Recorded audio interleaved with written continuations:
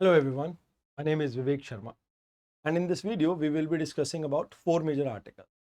In the first article we will be discussing about governor. Second article में हम बात करेंगे पिक्सल और सर्वम के बीच में एक पार्टनरशिप के बारे में.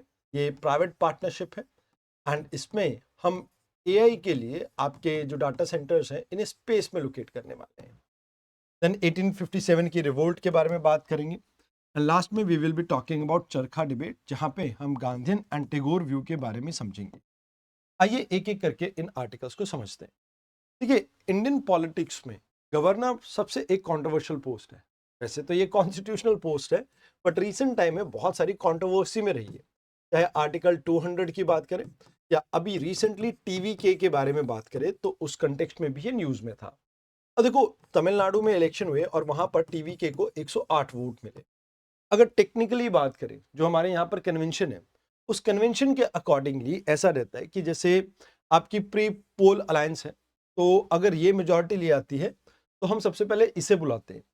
देन सिंगल लार्जेस्ट पार्टी, अब जैसे टीवीके को 108 सीट्स मिली हैं तो हम टीवीके को बुला सकते थे. या पोस्ट पोल अलायंस, यहाँ पर जैसे TVK plus Indian national Congress हो गई या सीपीआई हो गई, इन सभी पार्टीज ने मिलकर एक अलायंस फॉर्म करी तो आप उसको बुला सकते हैं. या इंडिपेंडेंट और मिनॉरिटी सपोर्ट वाले को भी आप बाद में बुला सकते हैं. तो मतलब ये सरकारिया कमेटी के अकॉर्डिंगली सबसे पहली प्रेफरेंस इसको है, दूसरी इसको, तीसरी इसको, चौथी इसको. अब हुआ क्या कि यहाँ पे गवर्नर ने टीवीके के प्रेसिडेंट जोसेफ विजय यानी विजय थलापति को ये कहा कि भैया आप प्रूव कीजिए कि आपके पास मेजॉरिटी है, कि भाई आपके पास 118 एमएलएस का सपोर्ट है. तो कहते हैं कि भाई इंडियन डेमोक्रेसी के कन्वेंशन के अंदर कभी भी आप एक गवर्नर के चैम्बर के अंदर प्रूव नहीं करते हो. अगर आपको जरूरत है तो आप ये कर सकते हो कि भाई फ्लोर के ऊपर मेजॉरिटी आप इशू मतलब इंश्योर कर सकते हो. अब फ्लोर के ऊपर मेजॉरिटी का क्या सीन है, जैसे 24 से 28 घंटे का आप टाइम दीजिए गोवा के केस में जैसे दिया था और आप प्रूव करवाइए मेजॉरिटी. यानी आप लाइक जो आपकी स्टेट लेजिस्लेटिव असेंबली है वहां पर आप पहले इनको अपने गवर्नमेंट फॉर्म करने दीजिए और उसके बाद इनको कहिए कि आप फ्लोर टेस्ट के ऊपर यहाँ पे प्रूव कीजिए. अब कहते हैं कि भाई यहाँ पर गवर्नर को ना न्यूट्रल रहने की जरूरत है, यहाँ पे उन्हें एक पॉलिटिकल इंटिटी की तरह एक्ट करने की जरूरत नहीं थी. तो कहते हैं अब गवर्नर की पावर क्या है इसको हम समझ लेते हैं. तो कॉन्स्टिट्यूशनल हेड है स्टेट का बट एक रबर स्टैंप है. रबर स्टैंप मतलब कि भाई इनके पास एक्चुअल पावर नहीं है, ये सिर्फ नॉमिनल हेड हैं. रियल हेड तो आपके CM with council of minister होते हैं. तो यहाँ पे अगर आप देखिए जैसे यूनियन गवर्नमेंट को प्रेसिडेंट रिप्रेजेंट करते हैं, ऐसे स्टेट गवर्नमेंट की पोजीशन यहाँ पर गवर्नर की हो जाती है. तो कहते हैं आर्टिकल 153 ये कहते हैं कि there shall be a governor for each state. अब ऐसा भी है कि हमने 7th कॉन्स्टिट्यूशनल अमेंडमेंट 1956 के अंडर ये कह दिया कि भाई दो से ज्यादा स्टेट के लिए भी एक गवर्नर हो सकता है. ये भी बात आपको याद रखनी है. देन आर्टिकल 154 कहते हैं कि भाई एग्जीक्यूटिव पावर जो है गवर्नर के पास होगी. मतलब जितने भी डिसीजन लिए जाएंगे वो गवर्नर के नाम पे लिए जाएंगे. बट इसमें एक बात ये कही जाती है कि गवर्नर को अपॉइंट प्रेसिडेंट करते हैं एंड ये प्रेसिडेंट के प्लेजर के टाइम पे ही, मतलब जब तक प्रेसिडेंट को ठीक लगता है कि भाई यहाँ पर ये गवर्नर रहना चाहिए तब तक रहेंगे, अदरवाइज प्रेसिडेंट जब चाहे इन्हें हटा सकते हैं. वैसे टर्म 5 साल की है. बट इसके साथ आपको ये भी याद रखना है कि वेरियस ओकेजन पे सुप्रीम कोर्ट की जजमेंट में भी ये कहा गया एंड इवन आर्टिकल 163 आपका ये कहता है कि देखिए जो गवर्नर है ये गवर्नर एड एंड एडवाइस पे काम करेंगे काउंसिल ऑफ मिनिस्टर के, जो कि हेड की जाएगी सीएम के द्वारा. ये अपने आप में डिस्क्रिशन के अंदर कोई भी एक्शन नहीं ले सकते. इज एजेंट ऑफ सेंटर, तो ये एक ब्रिज, एक लिंकिंग पिन का काम करते हैं सेंटर एंड स्टेट के बीच में. तो कहा जाता है कि पुंछी कमीशन ने और वेरियस आपके Sarkaria commission and Acer Bommai case में वेरियस ओकेजन पे कई सारी जजमेंट्स आई हैं जिसको आपको ध्यान में रखना चाहिए.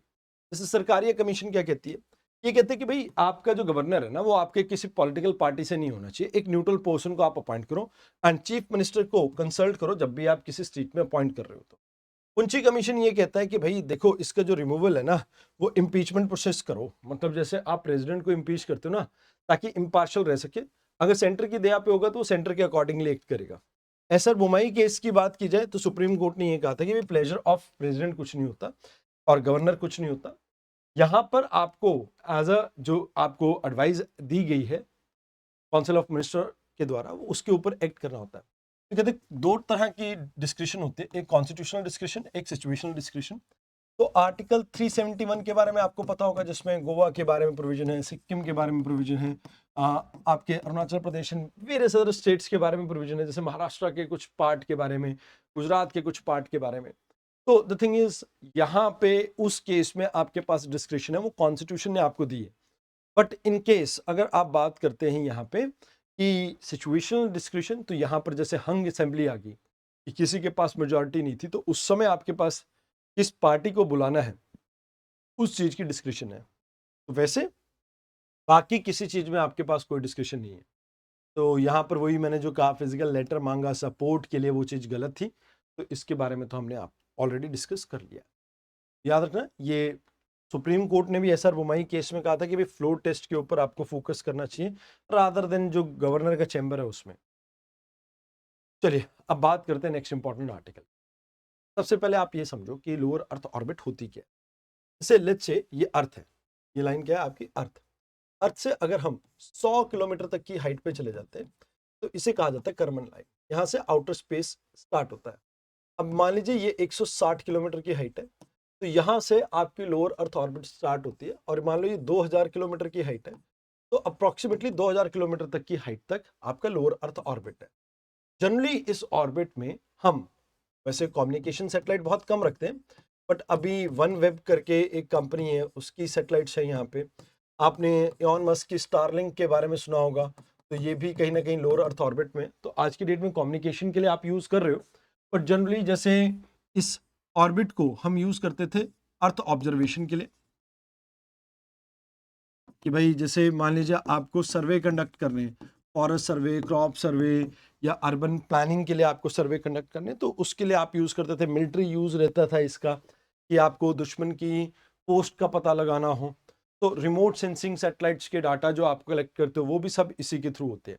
मतलब इसी ऑर्बिट में आप सैटेलाइट को प्लेस करते हो। तो कहते हैं कि भाई इसमें वैसे दो आपकी सब डिविजन्स भी हैं। एक होती है पोलर सिंक्रोनस पोलर ऑर्बिट। जैसे ये आपकी अर्थ है, तो अर्थ के ये नॉर्थ पोल है, ये साउथ पोल है, तो यहां से यहां इस डायरेक्शन में नॉर्थ टू साउथ अगर कोई सैटेलाइट घूम रही है तो वो पोलर ऑर्बिट हो गई। अगर सन की डायरेक्शन के अकॉर्डिंगली, जैसे जैसे सन चल रहा है आपका ईस्ट टू वेस्ट, उस डायरेक्शन में अगर आपकी सैटेलाइट घूम रही है तो उसको आप क्या कह देते हो, मतलब इसको हम कह देते हैं सन सिंक्रोनस ऑर्बिट। मतलब सन की पीछा करेगी वो। किसका पीछा करेगी? सन का पीछा करेगी। तो याद रखना, लोअर अर्थ ऑर्बिट में या सन सिंक्रोनस ऑर्बिट में जनरली हम इस पिक्सल और सर्वम की सैटेलाइट को प्लेस करेंगे, जो कि एक ऑर्बिटल डाटा सेंटर है। अभी तक हम क्या करते थे कि डाटा सेंटर अर्थ के ऊपर बनाते थे, उसमें बड़े बड़े सर्वर्स वगैरह लगा देते थे और सर्वर्स के अंदर डाटा को स्टोर किया जाता था। अब ये सोचा जा रहा है कि भाई देखो, हम अर्थ के ऊपर इन डाटा सेंटर्स को ना लगा के अगर स्पेस में लगाए तो क्या फायदा होगा। तो उसी के ऊपर फोकस है। यहाँ पर आप ग्राफिकल प्रोसेसिंग यूनिट्स को यूज करोगे हाई परफॉर्मेंस के, ताकि एआई मॉडल को वहां पर रन किया जाए। तो कहते हैं कि भाई यहाँ पे आपके सामने तीन मेजर चैलेंजेस हैं जो आपको इसके अंदर सॉल्व करने होंगे। पहला, अब जैसे सोलर रेडिएशंस आती हैं, जिसे आप सोलर फ्लेयर के नाम से जानते हैं। ओकेजनली क्या होता है कि सोलर जो कोरोना है वहां से आउटबर्स्ट होता है, जहां से आपके फोटोन, आप ये कह सकते हो कि एक तरह से हाई एनर्जाइज्ड पार्टिकल निकलते हैं। अब ये पार्टिकल क्या करते हैं, आपकी सैटेलाइट को डैमेज कर सकते हैं। तो ट्रेडिशनल सर्वर्स में जहां पर आपका हार्डवेयर होना चाहिए, बट यहाँ पर आपको कॉस्मिक रेज और एनर्जी पार्टिकल से भी अपने आप को प्रोटेक्ट करना है। तो सबसे पहली बात तो ये रेडिएशन से रिलेटेड। Then thermal management. अब अपने अर्थ पे क्या है, हीट है, तो उसको हैंडल करती है आपकी जो कन्वेक्शन करंट है वो। जैसे फॉर एग्जांपल अगर ये धरती गर्म हो रही है, इस धरती के साथ जो हवा टच में है वो हवा गर्म होगी तो एक्सपैंड करेगी तो ऊपर लिफ्ट करेगी, और ठंडी हवा उसकी जगह पर जगह ले लेगी। अब यहाँ पर, अब स्पेस के अंदर हवा तो है नहीं, कन्वेक्शंस हो नहीं सकते, तो यहाँ पर हीट को कैसे मैनेज किया जाएगा वो भी एक प्रॉब्लम आपकी रहती है। ऑप्टिकल इंटरस्टेलर लिंक्स, मतलब यहाँ पे आपका क्लाउड स्पेस की अगर बात की जाए तो डाटा कैसे ग्राउंड स्टेशन के साथ कम्युनिकेट किया जाएगा लॉन्ग रन में, इसके ऊपर एक प्रॉब्लम रहती है। तो कहते हैं कि भाई लोअर अर्थ ऑर्बिट मैंने आपको बता दिया कितने की किलोमीटर की होती है। यहाँ पर 90 से 120 मिनट लगता है कि इनको अपनी सैटेलाइट को पूरी रेवोल्यूशन को कंप्लीट करने में। जनरली अगर हम बात करें तो इसमें एटमॉस्फेरिक ड्रैग रहता है, तो थोड़ी बहुत प्रॉब्लम उसकी भी रहती है। बट जैसे मैंने कहा कम्युनिकेशन के लिए इसे यूज़ कर सकते हैं, आप यहाँ पर ह्यूमन स्पेस प्रोग्राम को रन कर सकते हैं, आपको वेदर, एग्रीकल्चर, मिलिट्री सर्वेलेंस के लिए अगर यूज़ करनी हो, रिमोट सेंसिंग डाटा के लिए, उसके लिए यूज़ कर सकते हैं। एंड कई बार यहाँ पे टेलीस्कोप भी आप यूज़ कर सकते हो। तो ये चीज़ें हैं जो आपको यहाँ पे याद रखनी है। अब पिक्सल का इसमें क्या रोल है, तो कहते हैं पाथ फाइंडर, हम एक सैटेलाइट बनाने हैं 200 किलो की, इस सैटेलाइट को डिजाइन, बिल्ड और ऑपरेट करने का काम इसका है। एआई बैकबोन जो है इसकी सर्वम बनाएगा। तो ये कहीं ना कहीं आपके दोनों कंपनीज के रोल हो गए। ये आपके क्वेश्चन हो गया, तो आई होप आपको क्वेश्चन समझ में आया। अब देखो 10 मई 1857 में आपकी रिवोल्ट, सिपाही म्यूटिनी या फर्स्ट वॉर ऑफ इंडिपेंडेंस की शुरुआत हुई थी। आपको पता होगा किस कारण से ये लड़ाई स्टार्ट हुई थी। देखो मल्टीपल कारण थे। एक तो ब्रिटिशर्स का हमारे धर्म के अंदर हस्तक्षेप करना, जैसे सती प्रथा को खत्म करना, विडो रीमैरिज को प्रमोट करना, फीमेल लिटरेसी को प्रमोट करना। बट उसके साथ साथ कहीं ना कहीं क्रिश्चियन मिशनरीज जो थे वो क्या करते थे कि भारत के अंदर धर्म को प्रमोट करते थे। इवन फौज में भी कास्ट सिंबल्स जैसे तिलक को ना यूज करने देना, टर्बन को ना पहनने देना, ऐसी कई रिस्ट्रिक्शंस लगा दी गई थी, जिसकी वजह से आप ये देखते हो कि सिपाहियों में भी रिजनमेंट था, यानी एक आप ये कह सकते हो कि आक्रोश था। साथ के साथ यहाँ पे एक खबर ये भी फैल गई थी कि जो आटा उन्हें दिया जाता है उसमें हड्डियां मिक्स करके डाली जाती है ताकि हमारा धर्म भ्रष्ट किया जा सके। तो एक ये भी रीजन था। बट इसके साथ साथ आपको बहुत सारे रीजंस और भी देखने को मिलते हैं, जैसे डॉक्ट्रिन ऑफ लैप्स जो कि डलहौजी ने स्टार्ट की थी। डॉक्ट्रिन ऑफ लैप्स में क्या था कि डलहौजी ने ये कहा कि भाई अगर किसी का खुद का बेटा नहीं है या बच्चा नहीं है तो उस केस में अडॉप्टेड बच्चों के पास सिर्फ और सिर्फ उनकी पर्सनल इनहेरिटेंस जाएगी और जो राज्य है वो ब्रिटिश सरकार में आके मिल जाएगा, विलय हो जाएगा। तो झांसी, आपको पता होगा, झांसी की रानी के खुद का बेटा नहीं था, उन्होंने बच्चा अडॉप्ट किया, बट वो ये चाहते थे कि उनके अडॉप्टेड चाइल्ड को उनका राज मिले, बट वो नहीं मिला, तो उन्होंने भी कहीं ना कहीं स्पाई म्यूटिनी में पार्टिसिपेट किया। ऐसे ही नाना साहिब को भी उनका अधिकार नहीं मिल पाया था, वो भी अडॉप्टेड सन थे, पेशवा आपके जो बाजीराव टू थे उनके।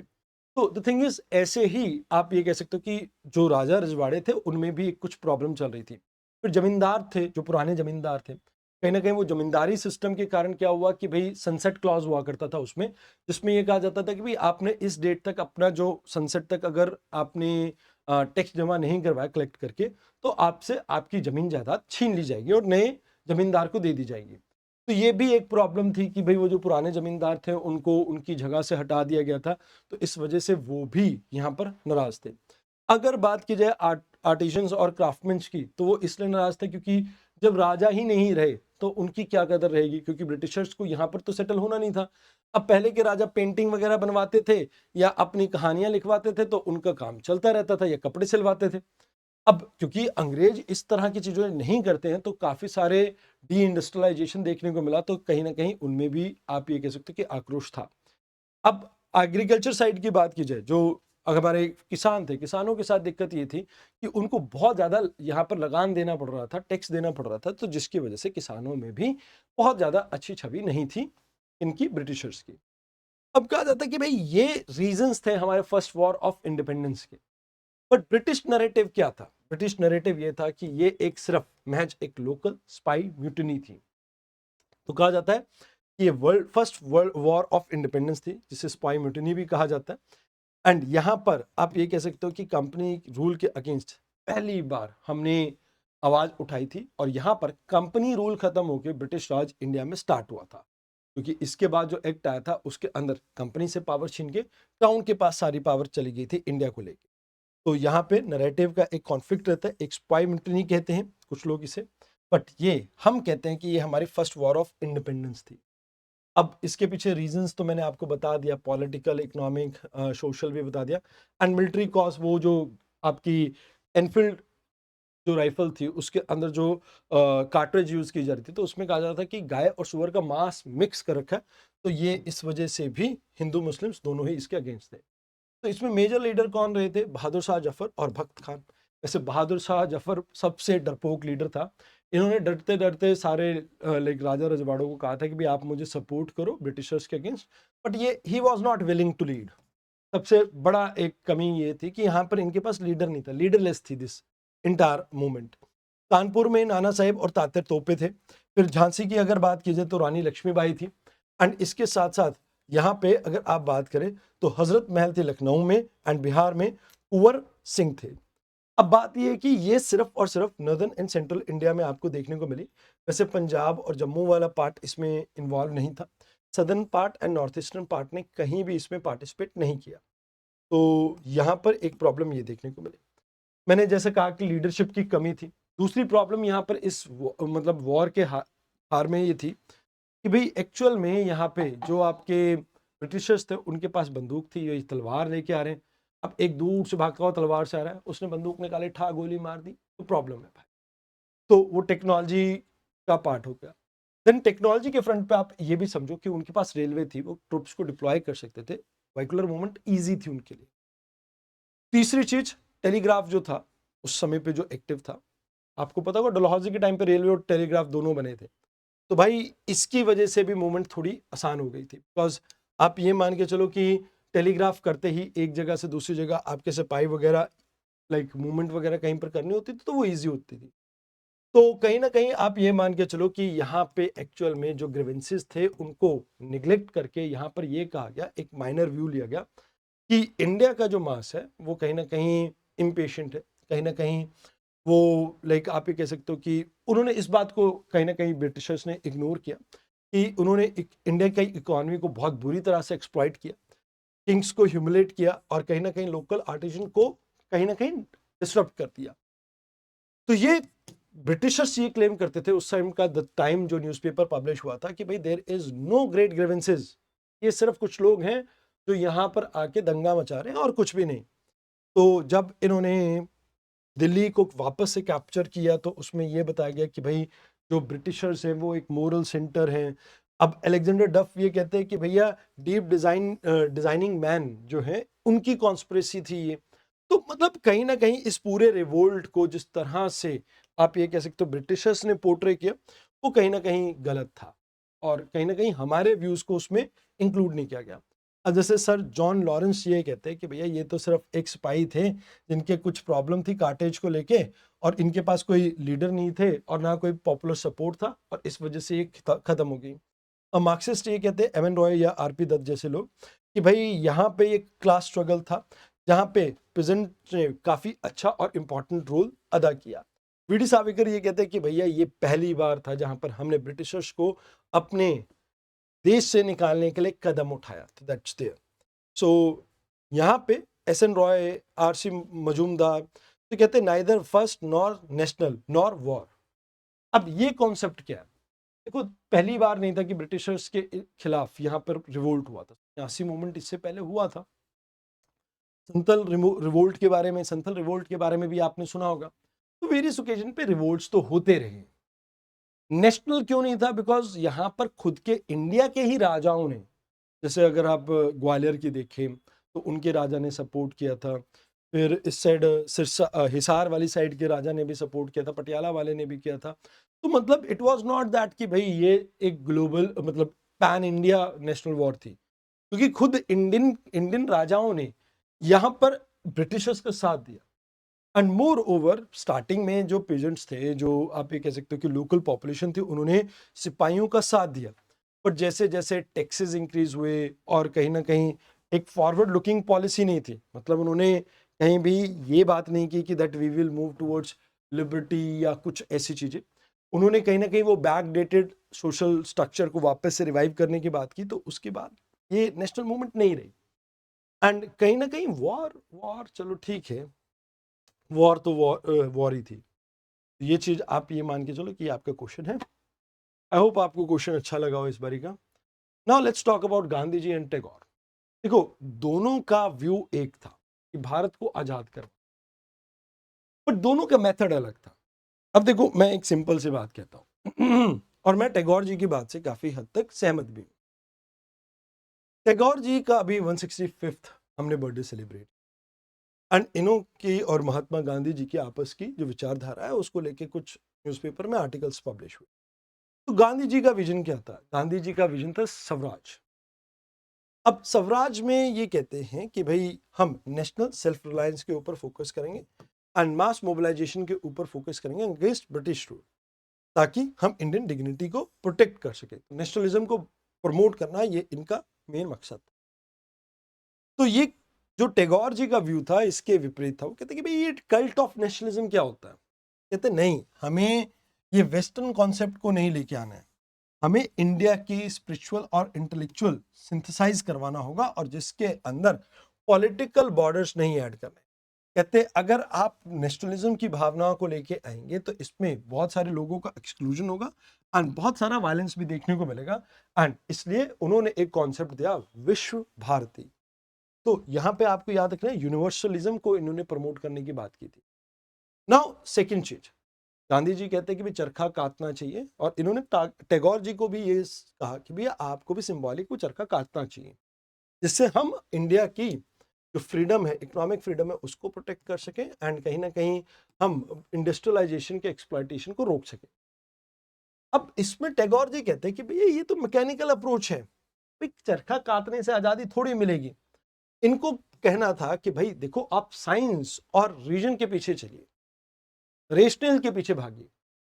अगर ह्यूमन इंटेलेक्चुअल की डेवलपमेंट होगी तो अपने आप आपको आजादी मिल जाएगी। तो यहां पर कहते हैं कि भैया सिर्फ चरखा काटने से आजादी नहीं मिलती है, मेंटल रेवोल्यूशन की जरूरत है, क्योंकि आज भी इस देश में हो नहीं पाई। कोई ब्लाइंडली फॉलो करते हैं किसी ना किसी पॉलिटिकल आइडियोलॉजी को, बट सिंपली बाय डिजाइन वो ब्रेन वर्क नहीं करता। चाहे आप किसी भी कास्ट, क्रीड और किसी भी रिलीजन से बिलोंग करते हो, दैट्स द बिगेस्ट प्रॉब्लम। अब 1934 में बिहार के अंदर एक अर्थक्वेक आया।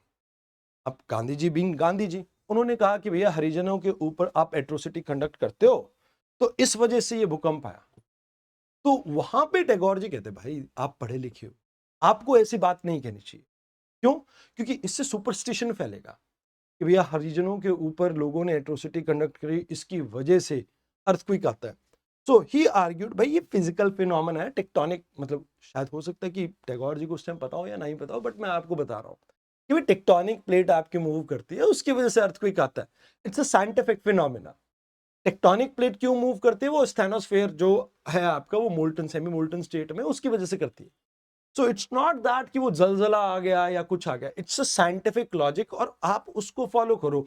अगर आप भी यहां पर इस तरह की बातें करेंगे तो इंडिया ग्रो कैसे करेगा, ऐसा टैगोर जी का कहना। तो यहाँ पे नई तालीम में गांधी जी फोकस करते हैं कि वोकेशनल ट्रेनिंग करो, एजुकेशन के ऊपर आप फोकस करो, सेल्फ सपोर्टिंग और एक्सेसिबल आप इंडिया एजुकेशन सिस्टम को बनाओ।